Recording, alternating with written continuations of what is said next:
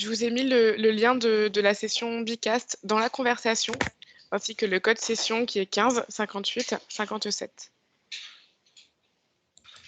Également, pour information, le webinaire d'aujourd'hui sera enregistré. On a enregistré les 3 webinaires et on en publiera un sous intranet pour que vous puissiez le revisionner. L'enregistrement vient de partir, Adèle. Oui.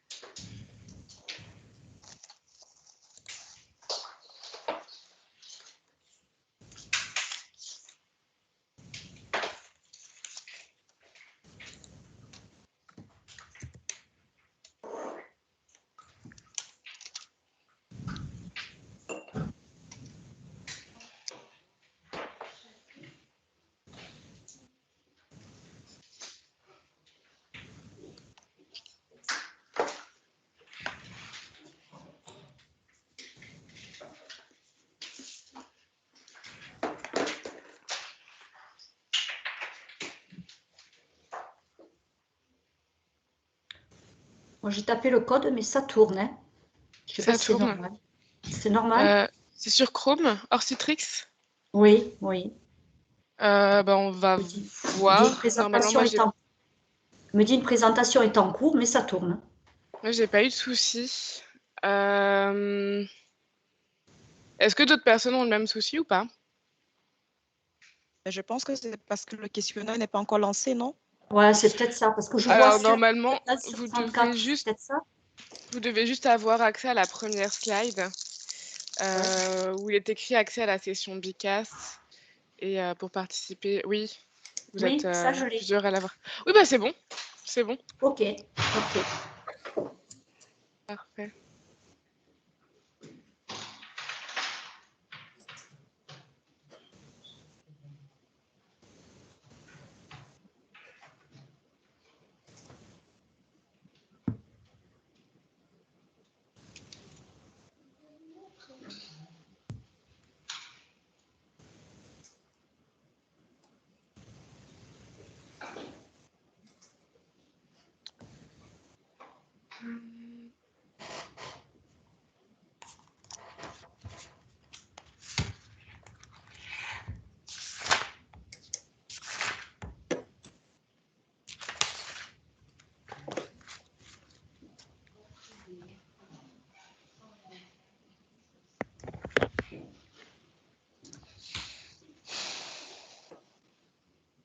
On va attendre l'arrivée de Nasser Yamouchen, on pourra commencer.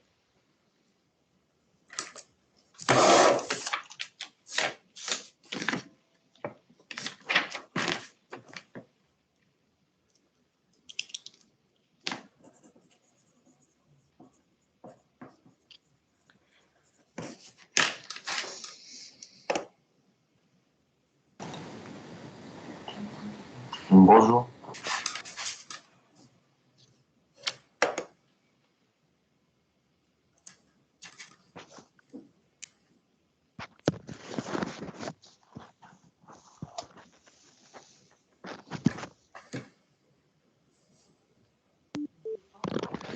Bonjour à toutes et à tous.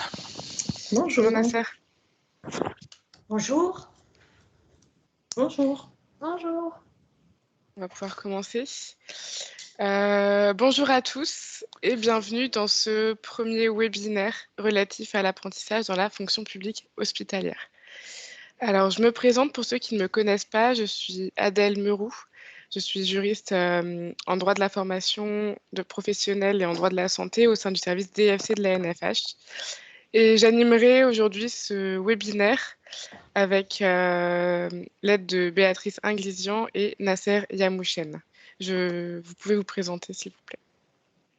Oui, donc Béatrice Nguizian, pardon, chargée d'études et d'information au sein du service DFC au siège. Je ferai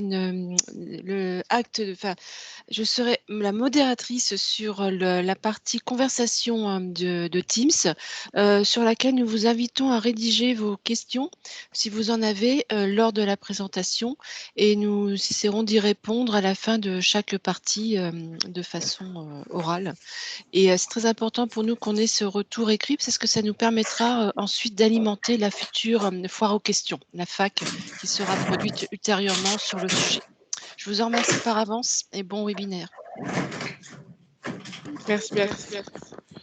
Donc Nasser Yamouchen, directeur adjoint en charge du pôle développement des services.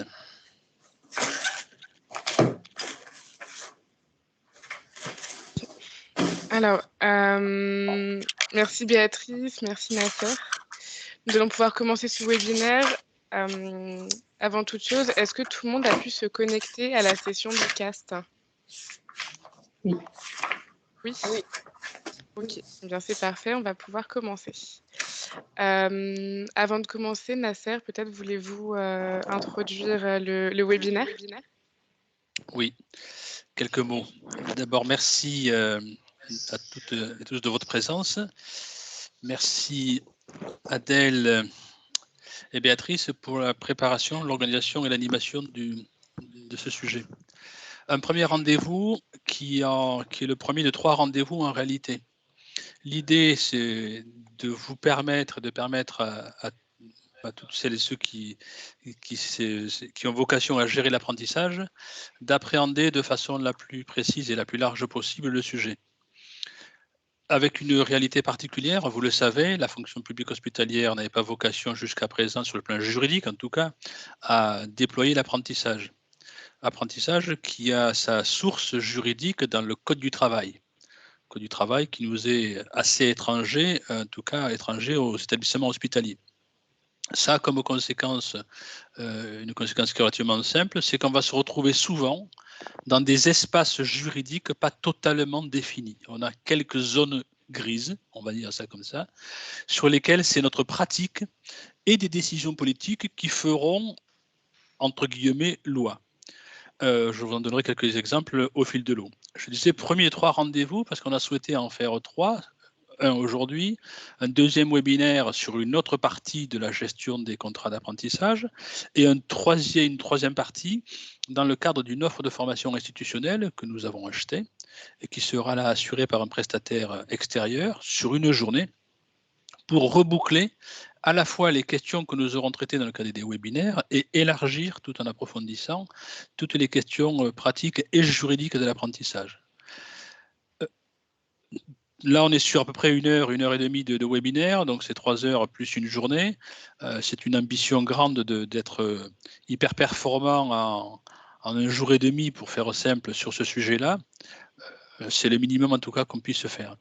L'idée en tout cas, c'est de pouvoir partager les éléments pratico-pratiques sur certains sujets, d'échanger avec vous également sur des positions politiques que la NFH a pu prendre quant à cette mise en place de l'apprentissage.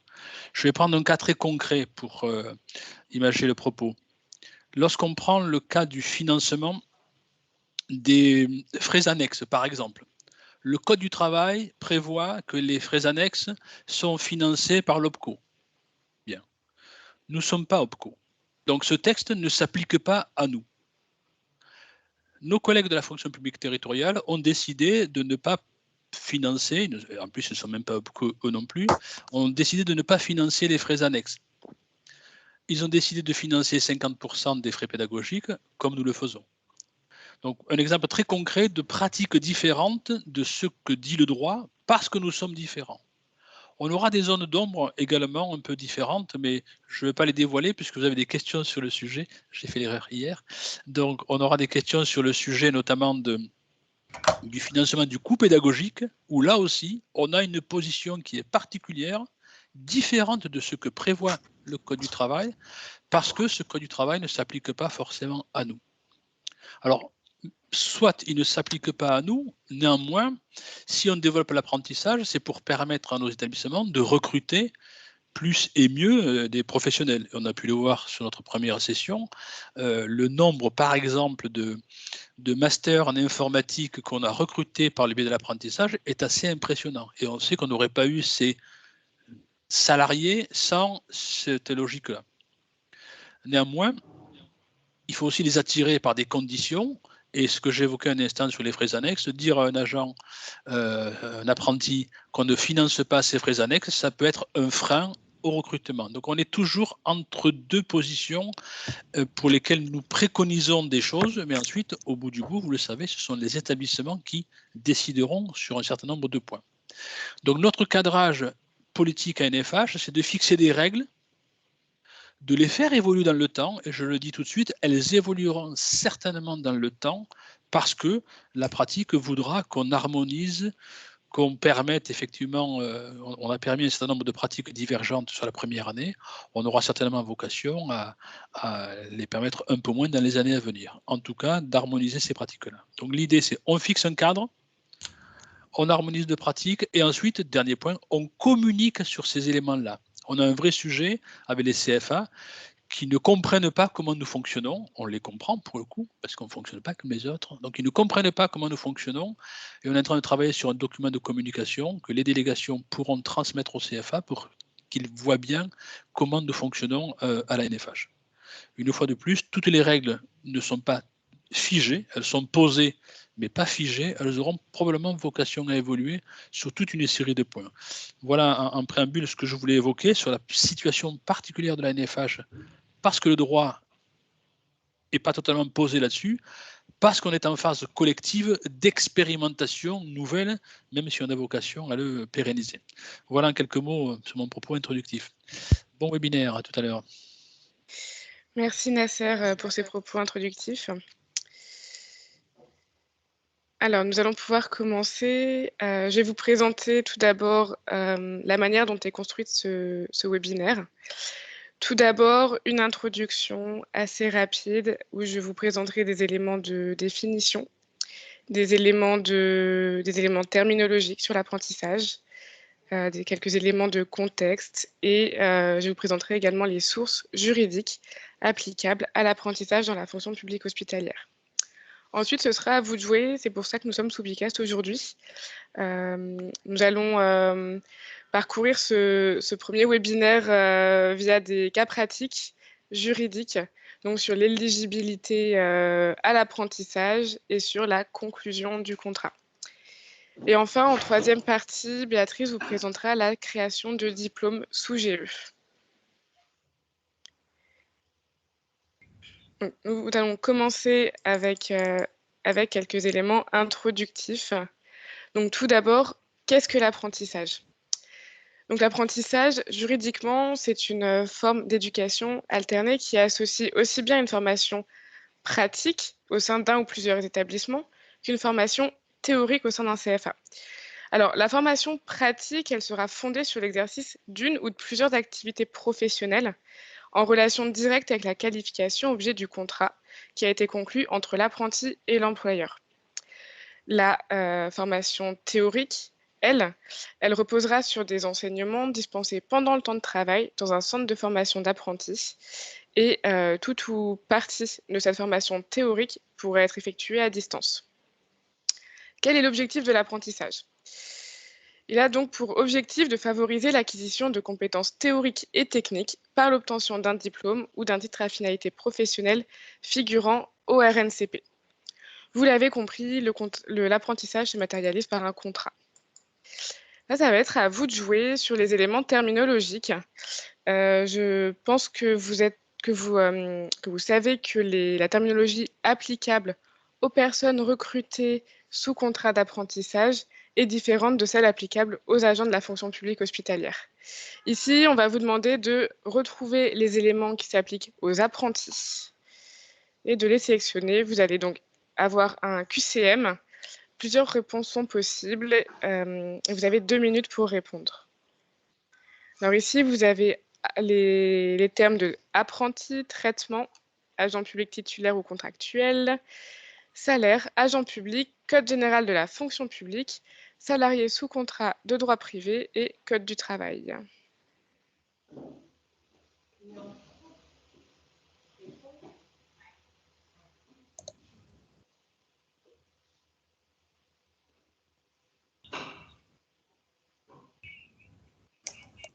C'est normal qu'on n'a rien à l'écran? Subicast, j'en ai. Hein. Faut aller sur la fenêtre Bicast.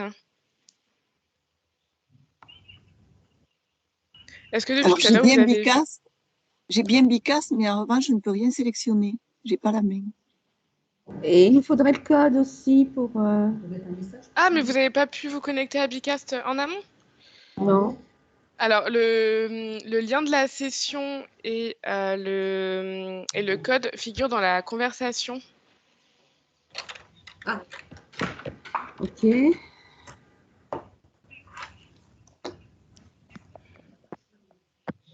Non. Non, je vois rien. Si. Alors, c'est www.bicast.live. Attendez, pas si vite. C'est vraiment au tout début de la conversation. Il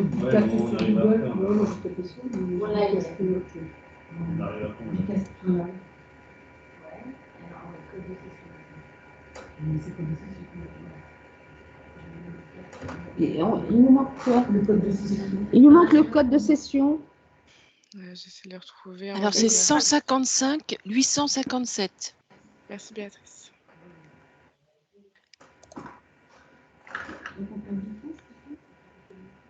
C'est bon pour vous? Non. Non?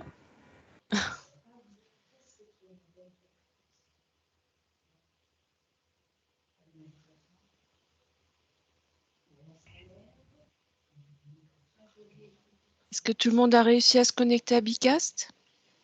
Oui, en tout cas moi. Oui? C'est OK? Donc là, vous avez, Adèle, tu relances l'activité ou on passe? on va pouvoir la passer, je pense. Je pense pas qu'il y avait beaucoup de personnes.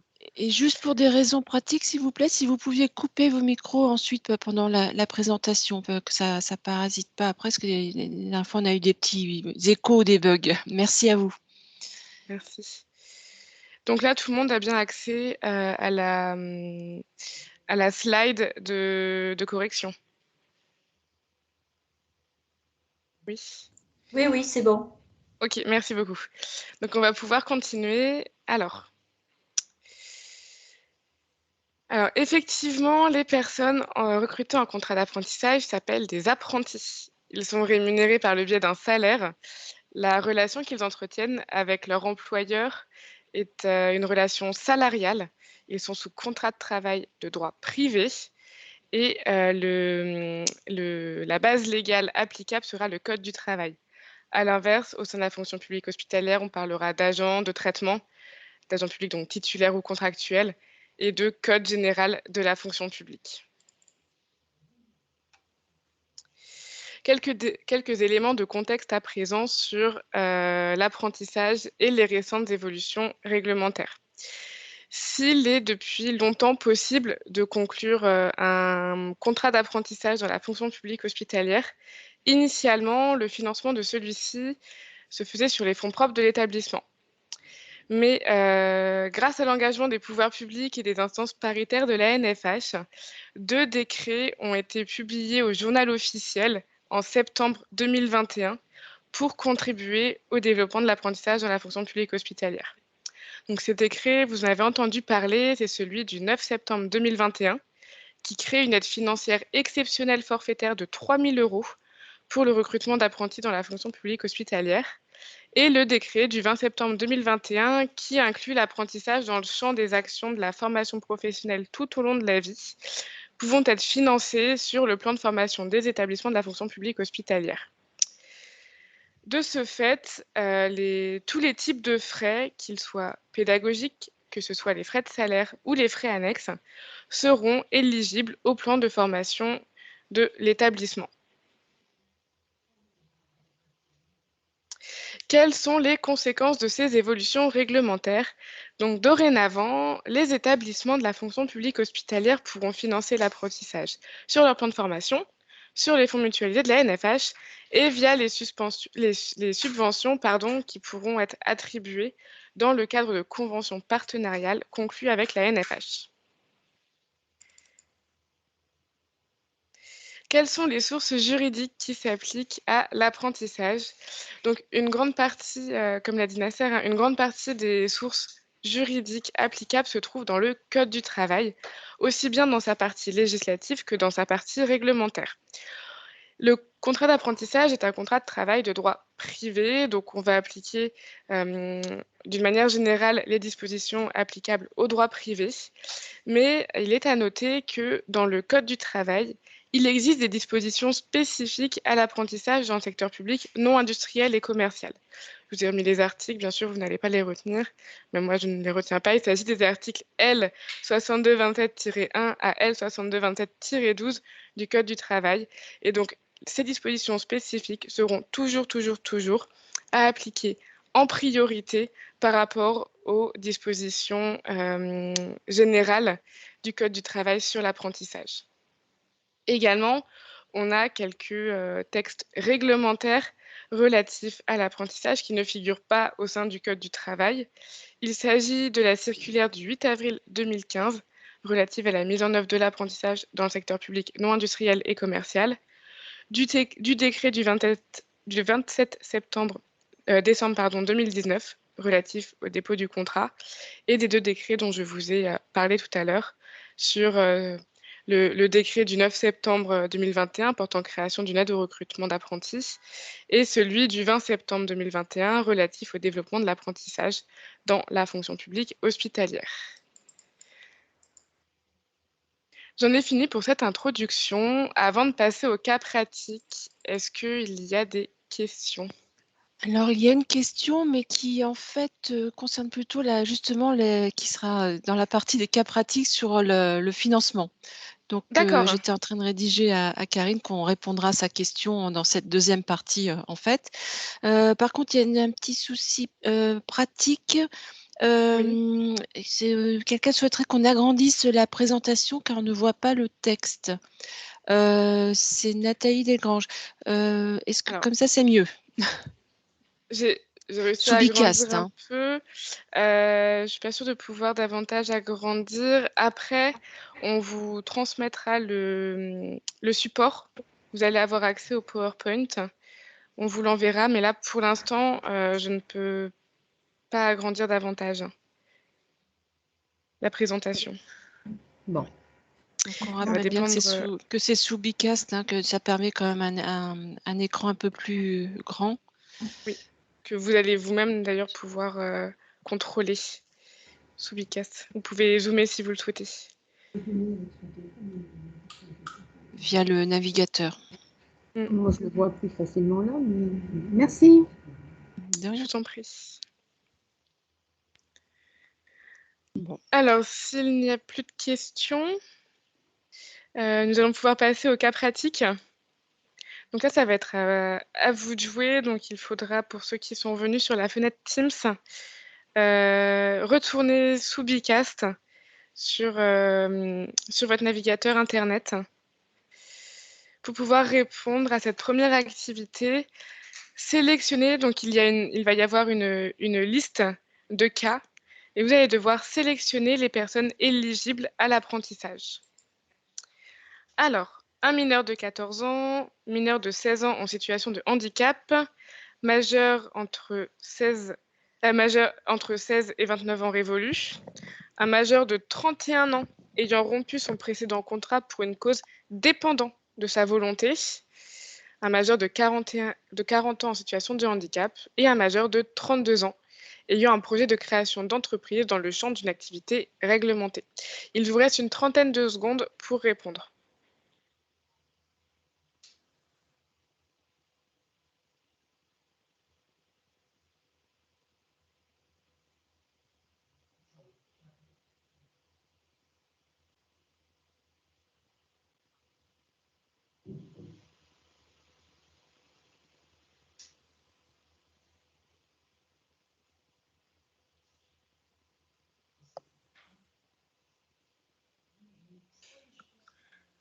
Alors, l'activité est terminée. Alors, on a quand même une grande partie de bonnes réponses.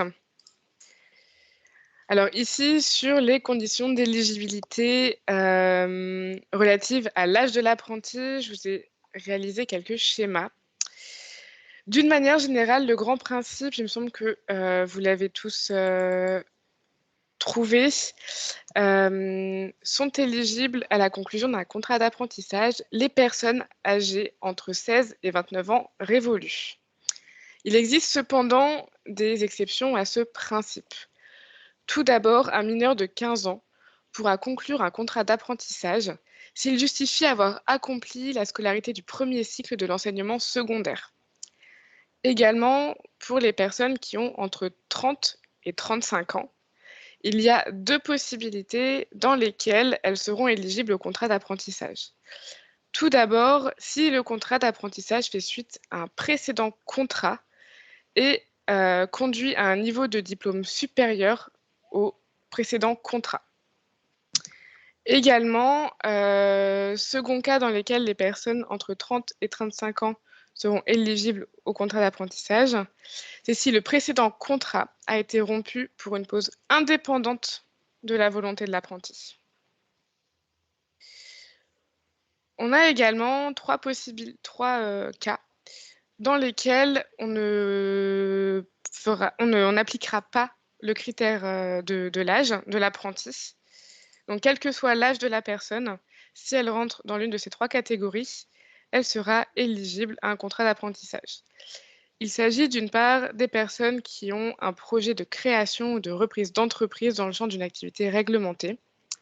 Il s'agit également des personnes en situation de handicap et des sportifs de haut niveau.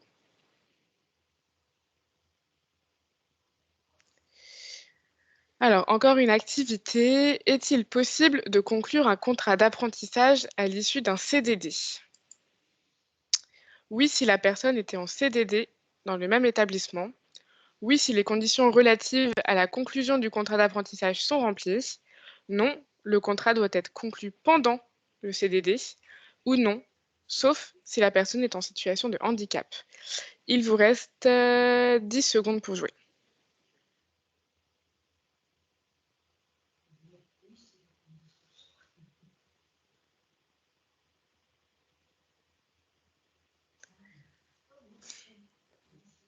Alors, ici, on a une majorité de bonnes réponses. Alors, effectivement, la bonne réponse était oui, si les conditions relatives à la conclusion d'un contrat d'apprentissage sont remplies. Même style de question, oui? Non, je laisse terminer. C'était par rapport à une réflexion qui a été rédigée là sur la conversation. Quelqu'un précise qu'après 29 ans, on parle du contrat professionnel. Donc, alors ça, je pourrais vérifier, mais je ne pense pas. Pardon? Ce n'est pas une question, c'est... D'accord. Je Alors, pourrais vérifier. non, pas du tout, excusez-moi. Non, ok. Le contrat d'apprentissage est un contrat qui peut dépasser largement les 29 ans dans les cas qui seront évoqués dans le cadre de ce webinaire. Le contrat de professionnalisation, c'est un autre type de contrat. Ça reste un contrat d'alternance pour le coup, mais qui vise d'autres publics et qui en réalité est financé sur d'autres sources de financement. D'ailleurs, le contrat de professionnalisation n'est pas accessible aux fonctions publiques. Donc, c'est 2 notions différentes, même si elles sont très ressemblantes dans l'esprit, à savoir c'est de l'alternance et c'est des niveaux de rémunération au pourcentage également, etc. etc. Mais l'âge n'a rien à voir avec le sujet, je dirais. Voilà. Oui, Merci. alors j'espère qu'on parlait bien de la même chose, que la personne a rédigé contrat professionnel, mais je suppose qu'elle faisait allusion au contrat de professionnalisation, je ne sais pas. Je suppose. En tout cas, le contrat professionnel en tant que tel, c'est pas une structure juridique, qui est un type de contrat qui existe dans l'alternance. Dans l'alternance, il y a 2 types de contrats, les contrats de professionnalisation et les contrats d'apprentissage. D'accord, voilà. Très bien. Merci pour cette précision. Merci. Alors, seconde question, est-il possible pour un agent en disponibilité de conclure un contrat d'apprentissage? Non. Seuls les agents en position d'activité peuvent conclure un contrat d'apprentissage, ou oui, dès lors que les conditions relatives à la conclusion du contrat sont réunies. Vous diriez quoi? Vous pouvez couper votre micro. Ah, pardon. Merci.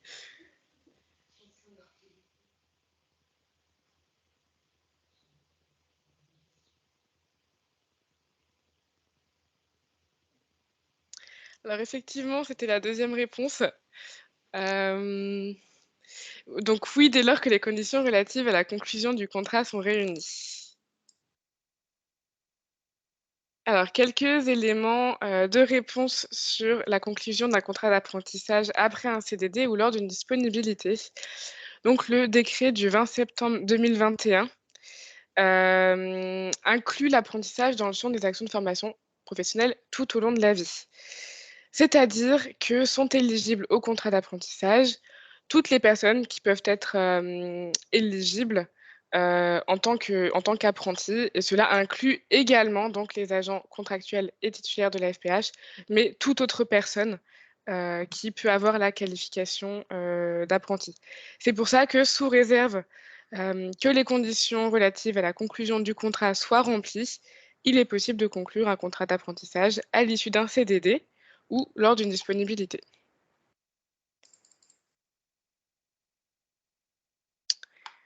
Alors là, vous allez avoir quelques questions sur la durée du contrat.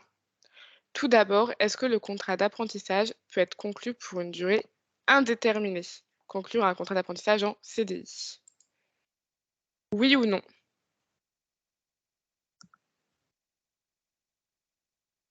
Et ici, bien entendu, on parle du contrat d'apprentissage conclu dans la fonction publique.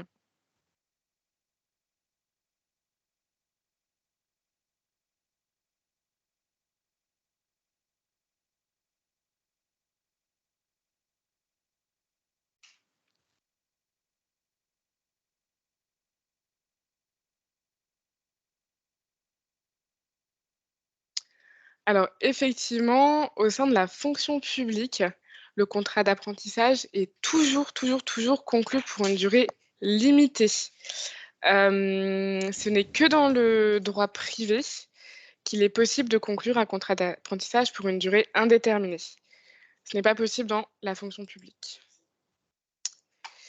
Alors ici, le contrat d'apprentissage peut débuter. Donc elle sera la date de début du contrat d'apprentissage. Donc jusqu'à 6 mois avant le début du cycle de formation, jusqu'à 4 mois avant le début du cycle, 3 mois avant le début du cycle, ou alors jusqu'à 2 mois avant le début du cycle de formation.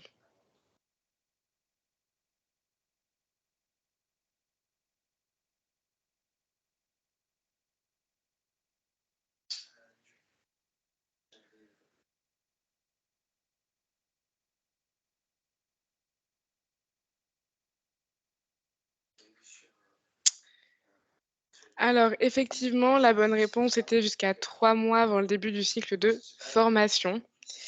C'est-à-dire que si le cycle de formation débute le 1er septembre, le contrat d'apprentissage pourra débuter jusqu'à 3 mois avant le 1er septembre, c'est-à-dire le 1er juin.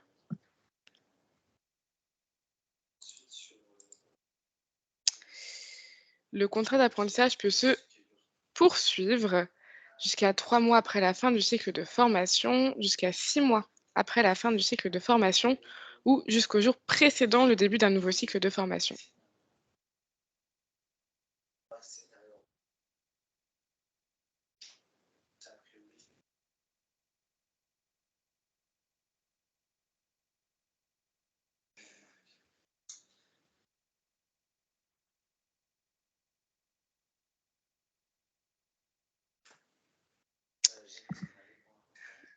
Alors, la bonne réponse était jusqu'au jour précédant le début d'un nouveau cycle de formation. On y reviendra tout à l'heure, hein, comme pour les questions sur le CDD et la disponibilité, on fera un retour au niveau des éléments de réponse. La rémunération de l'apprenti est prise en charge uniquement pendant la formation théorique en CFA, pendant toute la durée du contrat d'apprentissage, jusqu'à 4 mois après la fin du cycle de formation théorique, ou uniquement pendant la formation pratique en établissement.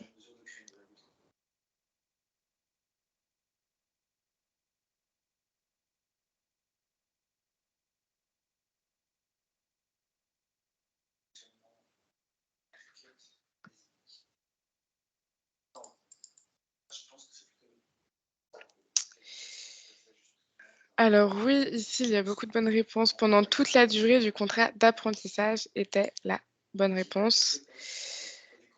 Alors, quelques éléments sur la durée du contrat d'apprentissage. Comme il a été indiqué tout à l'heure, le contrat d'apprentissage dans la fonction publique est toujours conclu pour une durée limitée. Donc, quelle serait la durée de ce contrat? En principe, la durée du contrat est égale à celle du cycle de formation. Il existe cependant quelques aménagements à ce principe sur la date de début du contrat et sur la date de fin du contrat. Alors, le contrat pourra débuter au maximum 3 mois avant le début du cycle de formation et il pourra se poursuivre après l'obtention du diplôme jusqu'au jour précédant le début d'un nouveau cycle de formation. La rémunération sera prise en charge pour l'ensemble de la durée du contrat. Est-il possible de payer les frais pédagogiques au CFA au démarrage de la formation? Oui, il est possible de régler les frais pédagogiques dès le démarrage de la formation ou non. Il convient de respecter la règle du service fait.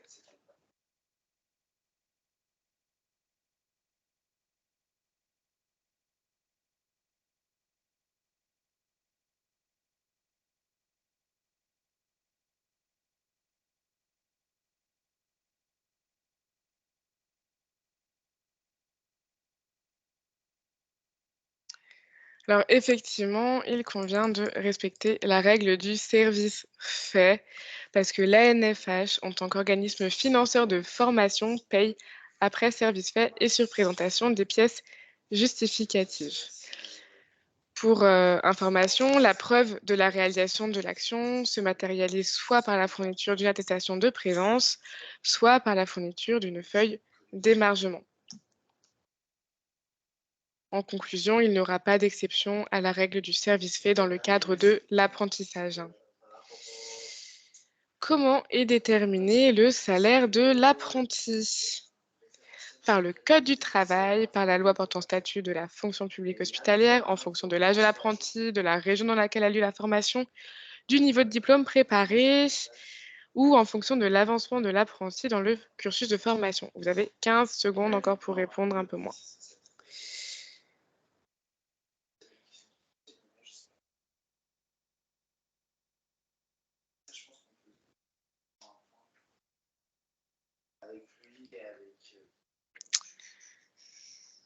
Alors, effectivement, le salaire est déterminé par le Code du travail en fonction de l'âge de l'apprenti, du niveau de diplôme préparé et de l'avancement dans le cursus de formation. Un contrat d'apprentissage peut-il prévoir des retenues de salaire pour avantages en nature? On entend par avantage en nature tout ce qui concerne la nourriture et l'hébergement. Oui ou non?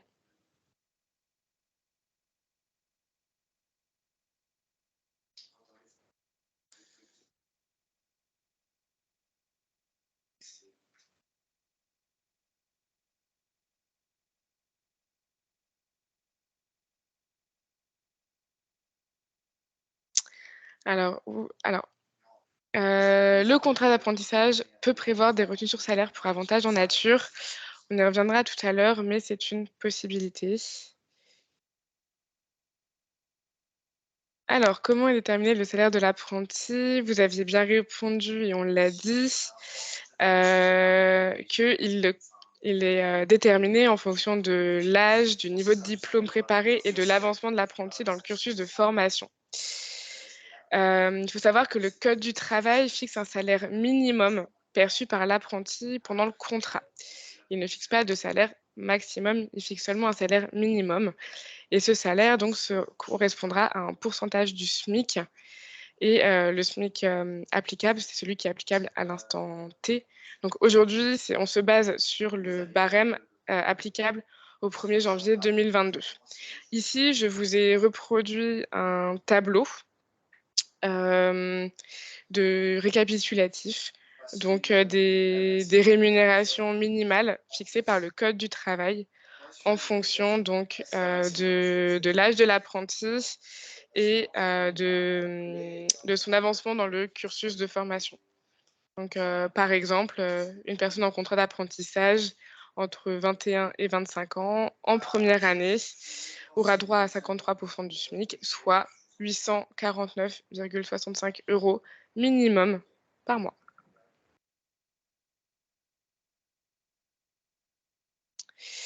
Quelques petites précisions sur le salaire de l'apprenti. Il faut savoir qu'un apprenti qui prépare une licence professionnelle en 1 an bénéficie d'une rémunération correspondant à une 2e année de contrat. Il faudra donc se référer à la 2e ligne et non à la 1re ligne, donc sur la 2e année d'exécution du contrat lorsque vous êtes face à une telle situation. Également, comme on l'a dit tout à l'heure au sein des questions, des retenues pour avantages en nature, donc nourriture ou logement, pourront être prévues au contrat d'apprentissage et elles pourront être effectuées dans la limite de 75% du salaire de l'apprenti. Également, il est possible que durant son contrat, l'apprenti passe d'une tranche d'âge à une autre. C'est-à-dire que pendant son contrat, l'apprenti qui avait 20 ans lors de la conclusion et 21 ans quelques mois plus tard. À ce moment-là, la rémunération changera à compter du 1er jour suivant la date d'anniversaire de l'apprenti. Pour exemple, un apprenti donc, qui a 20 ans au 1er septembre, jour de la conclusion du contrat, mais qui a 21 ans au 12 février, il conviendra d'appliquer la tranche 21-25 ans à compter du 1er mars, donc le premier jour du mois qui suit la date d'anniversaire de l'apprenti.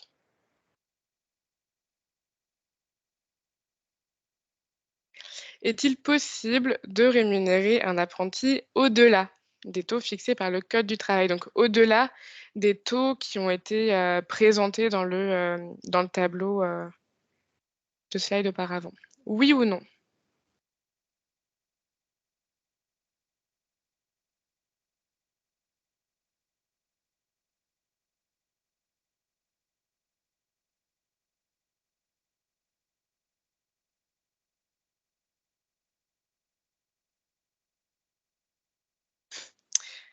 Effectivement, la bonne réponse était oui.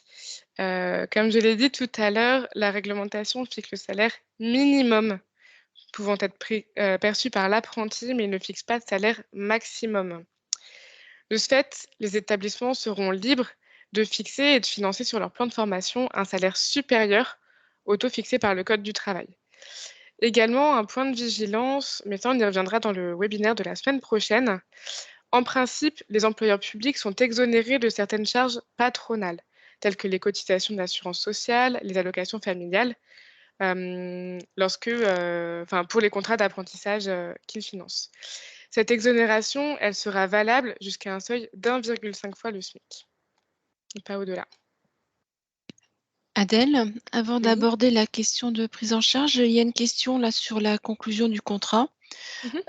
Pour un bac pro SAPAT, je crois que c'est service à la personne, il me semble, quel est le cycle de formation, l'année scolaire de seconde, de première ou de terminale, où on considère tout le cycle dans sa globalité? Alors attends, il va falloir que je retourne sur... Tu peux me répéter la question? Alors, pour un bac pro, quel est Ouais. le cycle de formation? L'année scolaire de seconde, de première ou de terminale, où on considère tout le cycle dans sa globalité. Il me semble que c'est tout le cycle dans sa globalité, de toute façon. Je pense que oui. Oui, oui. Un cycle de oui, formation, c'est vraiment oui. toutes les années. Tout à fait. Ouais. Alors, un apprenti, pour compléter la réponse, on peut très bien prendre un apprenti sur un bac pro sur toute la durée du contrat. On peut très bien imaginer aussi prendre un apprenti en 2e année. Et il a commencé en formation initiale et il continue en bac pro, donc un contrat d'apprentissage. C'est tout aussi possible. Tout à fait. D'accord. Et ça répond à la deuxième partie de la question qui était: peut-on démarrer un contrat d'apprentissage au cours d'une année scolaire? Voilà.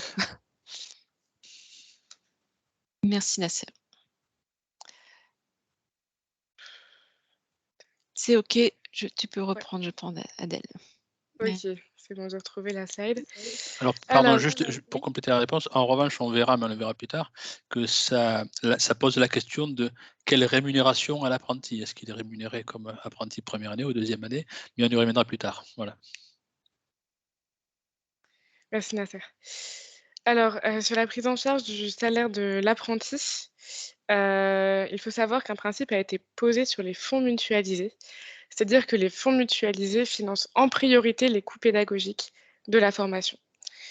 Cependant, il existe certaines situations particulières dans lesquelles des partenariats vont prévoir que les coûts pédagogiques seront pris en charge par le partenaire, tels que les agences régionales de santé, le conseil régional, le FIP.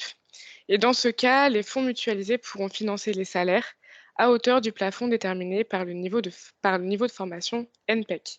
Donc là, on vous a reproduit en bas de la slide le niveau de prise en charge maximum pouvant être accordé en fonction de la catégorie de diplôme.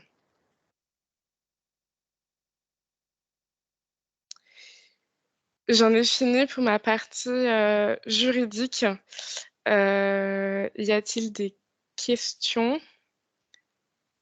Alors, il y avait une question tout au début qui concernait en fait la prime de 3 000 € et on demandait si elle serait pérenne. Je pensais plutôt pour Nasser, il me semble. On n'a aucune garantie sur le sujet. On sait qu'aujourd'hui, cette prime avait été attribuée à la fonction publique territoriale et à la fonction publique hospitalière avec des budgets différents. La territoriale n'y aura plus droit. J'ai participé à un webinaire les concernant et le ministère de l'Intérieur a confirmé le principe que cette prime n'était pas renouvelée pour la fonction publique territoriale. Nous avons demandé à la DGOS ce qu'il en était pour la fonction publique hospitalière. On n'a pas encore de réponse. Voilà. Donc, on ne sait pas aujourd'hui si cette prime, qui était exceptionnelle et qui concernait 1000 contrats, sera reconduite. Donc, je n'ai pas de réponse à ce jour, malheureusement, à vous apporter. Merci Nasser. Bon, je ne vois pas d'autres questions. Non. On va pouvoir continuer sur la conclusion de contrat sous GE. Oui. Ouais.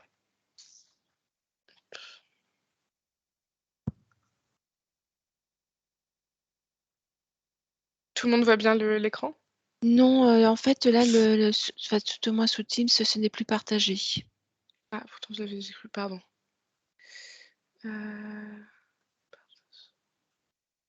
Hop. C'est bon.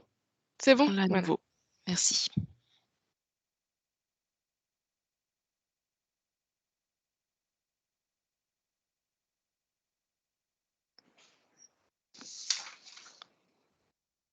OK. C'est OK pour tout le monde? Bon. Alors, voilà, je vais vous présenter donc les possibilités de création de modifications dans le référentiel diplôme et certification. Alors, la plupart d'entre vous ont déjà saisi des dossiers, mais certains sont peut-être encore novices et il était bon de rappeler quelques règles essentielles concernant la gestion du référentiel. Tout d'abord, donc quand on a un dossier d'apprentissage, on va voir si le diplôme est bien déjà référencé dans notre base sous GESForm Évolution.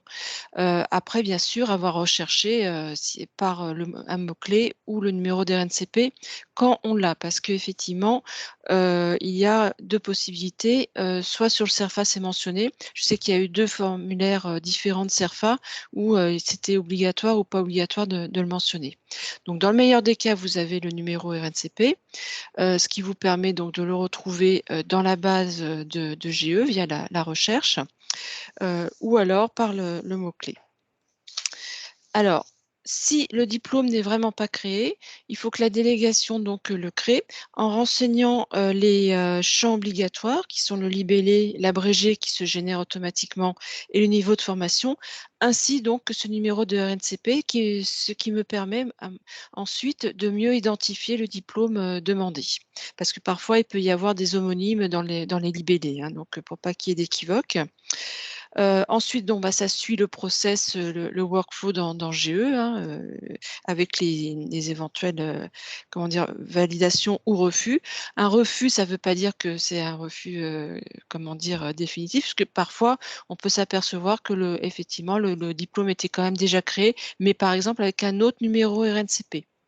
Ce qui arrive fréquemment en ce moment parce que beaucoup de diplômes sont arrivés en fin d'enregistrement sous le RNCP, sur le site de France Compétences, et donc ils doivent faire l'objet d'un nouvel enregistrement avec un nouveau numéro. Donc c'est un travail que je suis de mise à jour que je suis en train d'effectuer. Actuellement, il y a à peu près 1600 entrées, enfin diplômes dans notre base GESForm Evolution, et il me reste à peu près 300 diplômes à mettre à jour. Ce qu'il faut savoir aussi, c'est les règles justement de création ou de modification. Slide suivante, s'il te plaît, Adèle. Merci. Donc, si on s'aperçoit que le diplôme existe déjà dans la base, mais qu'il n'est pas à jour, par exemple que son numéro de RNCP a changé. Si ce n'est que le numéro de RNCP qui a changé, mais pas le libellé, et là, quand je dis un changement, c'est vraiment à la lettre près, parce qu'il y a des mots qui étaient au pluriel, qui sont devenus au singulier. Dans ce cas-là, on estime que c'est un changement. Si c'est vraiment le libellé n'a pas changé, à ce moment-là, on va faire une demande de modification pour pouvoir changer ce numéro. Et moi, ensuite, je préciserai bien en observation, ex numéro temps, la date, et on gardera comme ça en quelque sorte l'historique.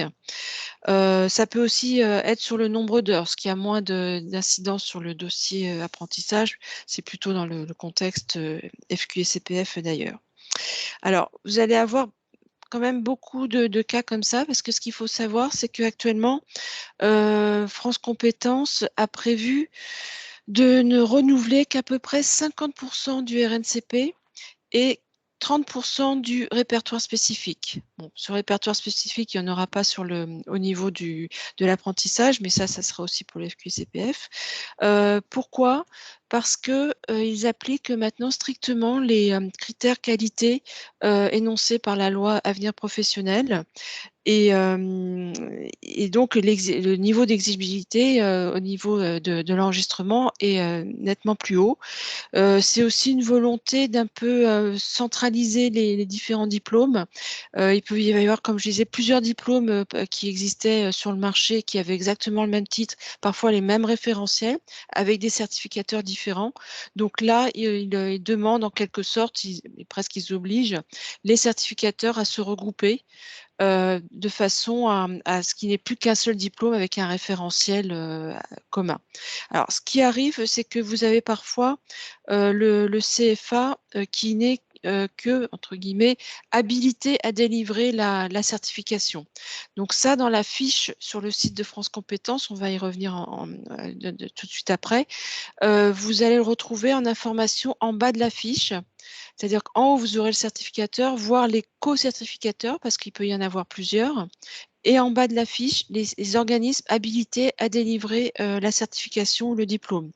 Quand il y en a beaucoup, d'ailleurs, il y a même un bouton qui permet d'ouvrir une liste Excel où sont listés donc tous les organismes habilités à délivrer ces certifications.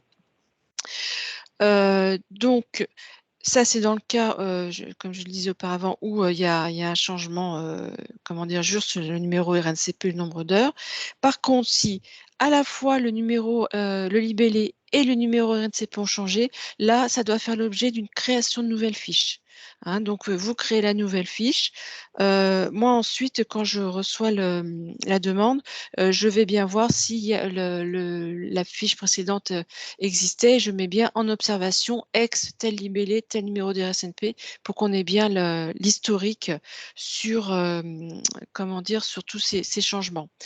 Ce qui est constaté d'ailleurs dans ces changements, c'est pas que des petits changements comment dire, sur de pluriel singulier. Il y a aussi une masculinisation de tous les intitulés des certifications. Par exemple, avant, quand on avait assistante, assistant, assistante, on retrouvera assistant seulement. Hein, donc ça doit faire aussi l'objet d'une nouvelle création. Slide suivante, s'il te plaît, Adèle. Merci. Donc, pour en finir, je voulais juste vous refaire un petit point sur la recherche donc des libellés ou par le numéro NCAP quand vous l'avez sur le site de France Compétences, parce que parfois il n'est pas tout à fait, la recherche n'est pas très intuitive. Donc quelques petits trucs et astuces pour essayer de trouver plus sûrement le diplôme demandé. Donc alors si vous n'avez pas le numéro de la RNCP, ce qui peut arriver, donc par mot-clé, je vous conseille d'aller sur le mot toujours le plus signifiant et le plus fort parce que ça vous évitera d'avoir beaucoup de résultats. D'aller toujours les mentionner donc au masculin et au singulier de façon à ce que ça vous remonte plus facilement le résultat.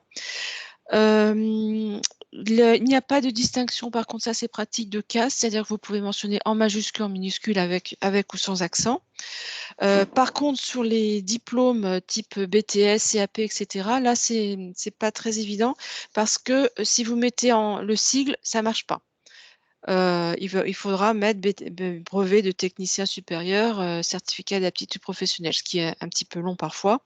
Et en plus, à contrario, dans le résultat, vous aurez BTS ou CAP, ce qui est donc pas très, très logique.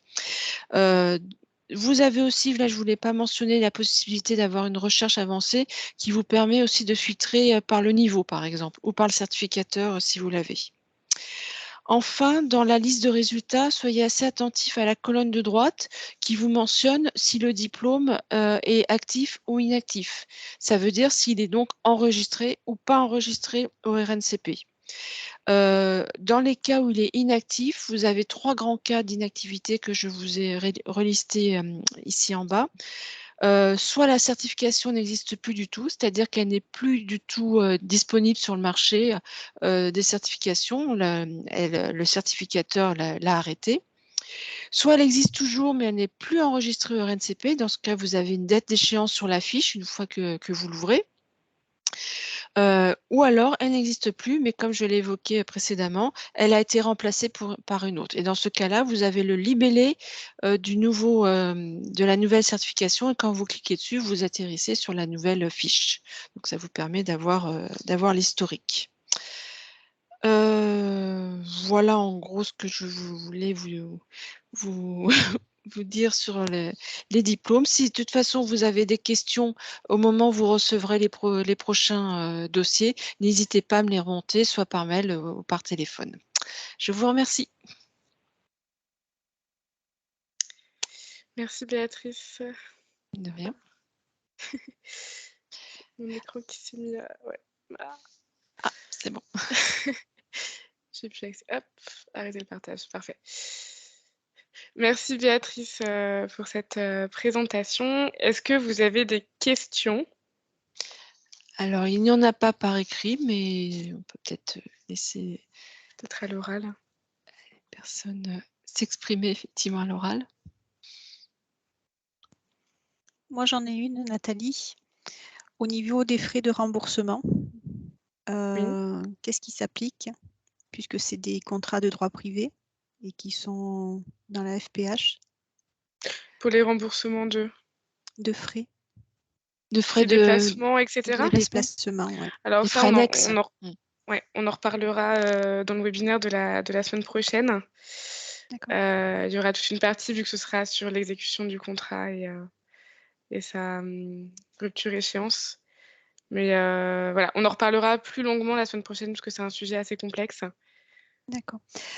Au niveau du diapo, il y a quelque chose que je n'ai pas bien compris. Au niveau du DU, c'était un DU, enfin un diplôme en 2 ans. On prenait la 2e année. Je n'ai pas trop compris comment on prenait en charge. Alors, l'apprenti qui prépare une licence professionnelle en 1 an bénéficie d'une rémunération correspondant à une 2e année de contrat, c'est bien ça? Je me souviens plus de la slide. Je l'ai remise là sous Bicast. De repartager. Oui, c'est ça, oui. Oui, c'est bien ça. Hein. Ok. Alors, ça, c'est notamment après certains diplômes, comme des BTS, on peut préparer une licence professionnelle. Et là, le diplôme en fac sera d'1 an et souvent, ça peut être aussi sous contrat d'apprentissage. Ici, la rémunération donc sera celle d'une 2e année de contrat alors que c'est une 1re année d'exécution du contrat. D'accord. Mais que pour ce type de diplôme donc? Oui. D'accord. OK, merci.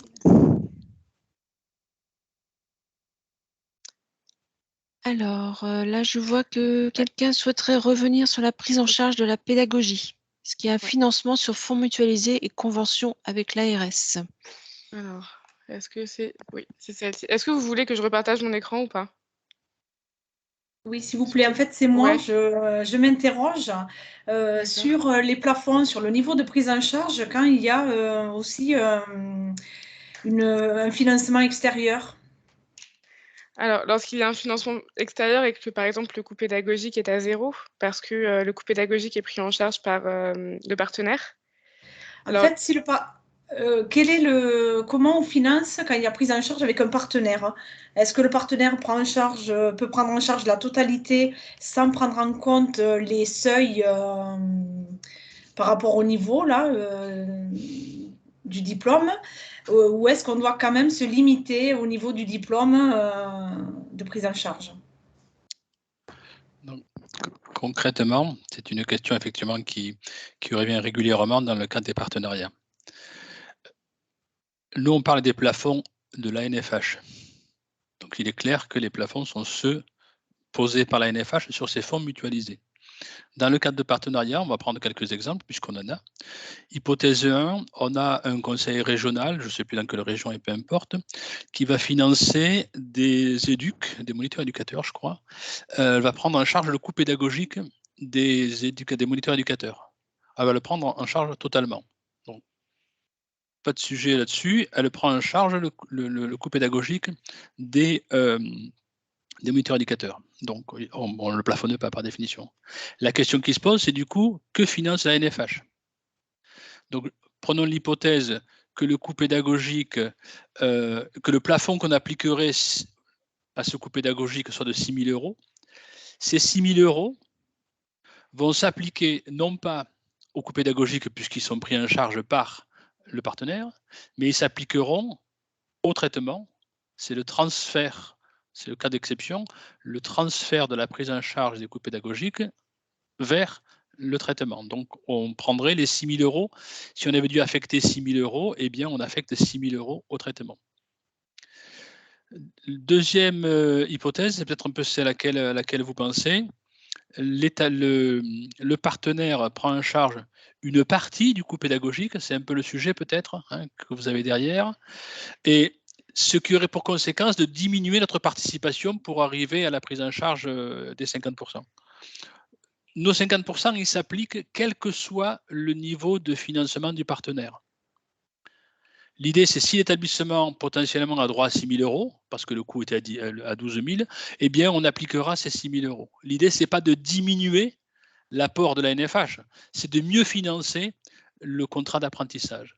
Dernier cas de figure, le cas du handicap. C'est un cas qui s'est traité, qui s'est posé, et on a dû le régler de façon un peu particulière. Dans le cas du FIP, un établissement qui a une convention avec le FIP, ou même s'il n'y en a pas qui passe par la plateforme directement, va se voir financer le contrat d'apprentissage à plusieurs niveaux. Le FIP va financer jusqu'à 10 000 € de coûts pédagogiques par an. Donc, par définition, dans 99% des cas, ça couvre tout le coût. Le FIP va financer 80% du traitement. Il va aborder en plus des primes complémentaires. Donc, la question qui se pose, finalement, c'est que peut apporter la NFH? Eh bien, vous voyez une seule fenêtre de tir dans l'occurrence, c'est les 20% du traitement qui ne sont pas pris en charge. Eh bien, la NFH, les fameux 6 000 €, viendrait à hauteur de 20% couvrir effectivement ces 20% manquants. Donc, une fois de plus, il n'y a pas d'annulation entre des subventions, elles s'additionnent. L'idée, c'est de financer toujours mieux l'apprentissage. Et le cas du FIP est un cas particulier, puisque j'avoue qu'on s'est posé la question, ça avait comme conséquence de financer à 100% le contrat dans le cas du FIP. Ben, tant pis ou tant mieux, pour le coup, ça financera à 100% le coût du contrat. Voilà, je ne sais pas si j'ai été clair dans mon propos, si ça répond à votre question. Merci Nasser. Alors, il y a une autre question concernant le paiement au CFA. Quelqu'un précise que les conventions ont été établies avec des échéances de règlement qui ne sont pas conformes aux règles du service fait de la NFH. Ouais. C'est un des vrais sujets sur lesquels je l'évoquais un propos introductif sur les documents que nous sommes en train de créer, et le guide d'apprentissage d'ailleurs sera remis à jour également. Le Code du travail prévoit que les OPCO financent effectivement, grosso modo, ça peut varier, mais c'est à peu près ça, 30% à la signature du contrat, 40% à je ne sais plus quelle échéance, et 30% à une troisième échéance. L'idée du législateur et des partenaires, c'était de dire il faut pouvoir financer la trésorerie des CFA. Donc, d'où ce financement, je dirais, pratiquement par anticipation. Je le disais dans mon propos introductif, c'est dans le Code du travail et c'est avec les OPCO. La NFH ne pratique pas cette réalité-là. Donc, alors, on va être très clair, on l'a accepté dans la pratique cette année, en réalité. Parce que on a tous mis en place le système et on a des collègues qui nous ont dit écoute, moi j'ai financé 30% au départ, et puis etc. On va harmoniser un peu nos pratiques, mais notre règle, c'est bien de considérer, à ce stade en tout cas, sauf changement de décision des instances au bureau du mois de mai, qu'on maintient ce principe-là. Donc oui, le Code du travail le prévoit, mais ce Code du travail, je le répète, ne s'applique pas à la NFH en la matière. Alors ça pose une question, hier au webinaire que l'on a animé hier, certains disaient, mais les CFA, du coup, ils peuvent ne pas être intéressés par les candidats de la fonction publique, finalement, qui ne les rassurent pas financièrement et ne les soutiennent pas financièrement. C'est vrai potentiellement, mais comme dans 90% des cas, les contrats de la fonction publique viennent en complément de l'ensemble des contrats qu'ont les CFA, ils n'attendent pas la fonction publique hospitalière pour vivre. Donc, en fait, la FPH, pour eux, ce sont des clients, je le dis comme ça, supplémentaires pour lesquels ils peuvent ne pas compter pour la trésorerie. Donc, mais c'est un vrai sujet technique et politique, mais en tout cas, sur le plan juridique, on n'a pas d'obligation sur ce sujet. Même si à terme, dans une normalisation de nos relations avec les CFA, peut-être qu'on pourrait évoluer dans ce sens-là. C'est un sujet, je répète, plus politique que juridique, et pour le moment, la position politique, c'est celle-là. Il y a une question sur l'enveloppe spécifique. Oui, Je la vois, donc du coup, oui. j'y réponds. Voilà, j'y réponds. Ok. Nous avions une enveloppe de 7 millions d'euros l'année dernière. Normalement, au bureau du mois de mai, les instances vont se positionner sur la hauteur de l'enveloppe. Si elle sera. Alors, il y aura une enveloppe, ça c'est quasi acquis. À quelle hauteur, je ne peux pas vous le dire, c'est les instances qui l'évoqueront. Ça nous renvoie un peu sur la question qui a été posée tout à l'heure, c'est les 3 000 euros. L'idée, c'est de ne pas arrêter le financement sur fonds mutualisés de l'apprentissage, mais c'est aussi de ne pas se substituer totalement à ce que l'État doit apporter à l'apprentissage.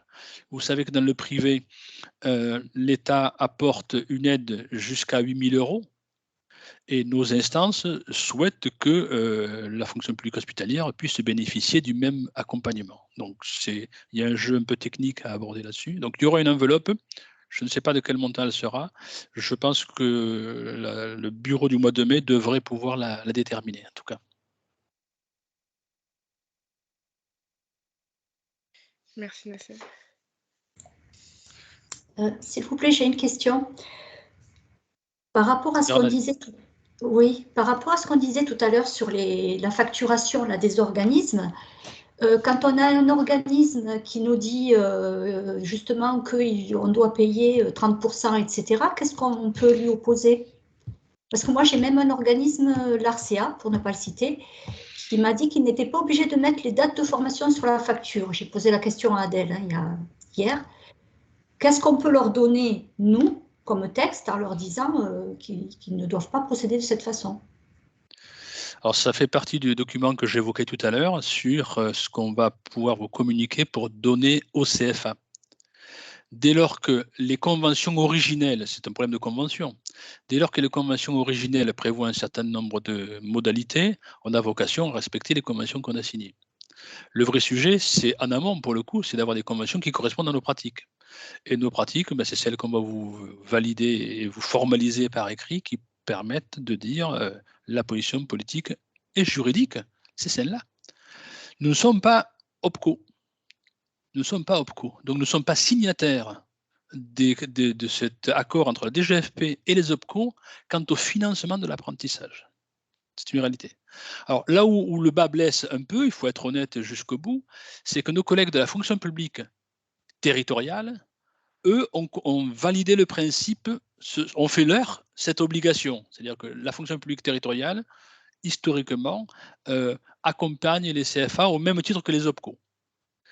C'était leur choix, mais ils l'ont fait aussi parce qu'ils avaient un nombre d'apprentis assez important et qu'ils représentent un effectif important dans pas mal de CFA. Donc du coup, pour soutenir les CFA, je l'évoquais tout à l'heure sur leur trésorerie, ils ont tout intérêt à soutenir l'organisme de formation en tant que prestataire. On n'est pas dans la même logique parce qu'on ne pèse pas grand-chose. Le jour où on pèsera 8000 apprentis, je pense qu'on aura peut-être une autre position. Elle pourrait évoluer avant d'ailleurs, mais aujourd'hui, c'est le fondement juridique de notre position et c'est ce que précisera ce document dont je vous parlais tout à l'heure à destination des CFA. Parce que c'est un vrai sujet. On a un autre sujet, mais ça, on l'abordera dans le cadre du cycle de vie des contrats. C'est notamment la question des ruptures, ce que prévoit le Code du travail vis-à-vis de l'OPCO sur qui prend en charge les coûts pédagogiques jusqu'à quel moment. C'est un autre sujet que les CFA, pour lequel les CFA reviennent vers nous. On vous amènera un certain nombre de précisions sur ces sujets-là.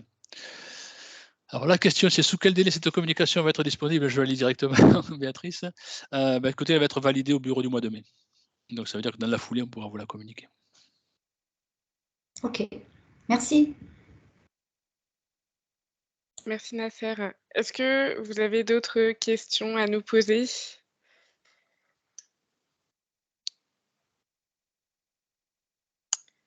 Non? Non, apparemment non. Non, je n'ai pas d'autres questions. Alors, nous restons bien évidemment à votre disposition au sein du service DFC pour répondre à vos éventuelles questions qui pourraient se poser après cette présentation. Je vous remercie d'avoir suivi ce webinaire. Comme on vous l'a dit tout à l'heure, on va vous envoyer le PowerPoint de présentation et également un enregistrement sera prochainement disponible. L'enregistrement de ce webinaire sera prochainement disponible en streaming, en replay. Voilà. Donc, s'il n'y a toujours pas d'autres questions, je vous remercie et je vous souhaite une bonne journée. Et Merci à vous. à la semaine prochaine pour ceux qui nous rejoignent la semaine prochaine. Merci. Bonne fin de journée. Merci beaucoup. Au revoir. Au revoir. Au revoir, merci. Au revoir. Merci. Au revoir. Merci, au revoir. Merci.